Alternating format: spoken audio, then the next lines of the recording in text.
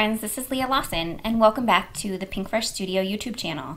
Today I'm going to show how I created this really soft and pretty card using our liquid watercolors. This video is in partnership with an event called Inktoberfest, and you can get all of the details for that event on our blog at pinkfreshstudio.com. So how about we get to my card? Today I am creating the background using this really beautiful stamp set called Lined Floral Background.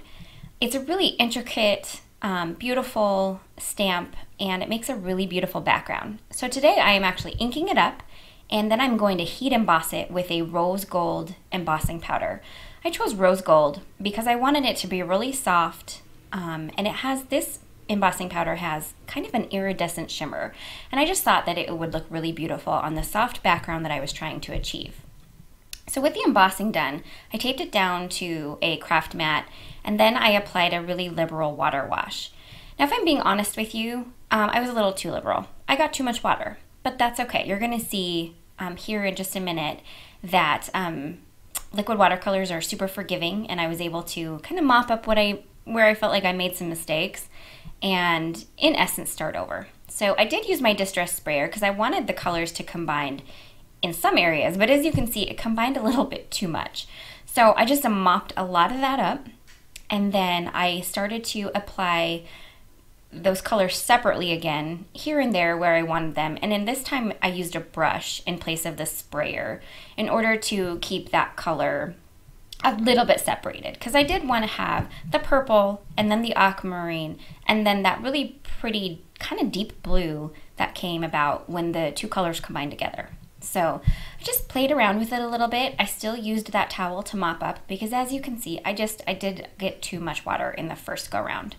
But once I was finished and happy with the way the colors were, I set it aside to dry naturally, and then I proceeded to die cut the sentiment. This sentiment is actually from the coordinating dies from our folk Mandala stamp set, but it is called Just a Note, and it can definitely stand alone. I love that about our dies. We try to make sure that you can get a lot of use out of our stamps and dies.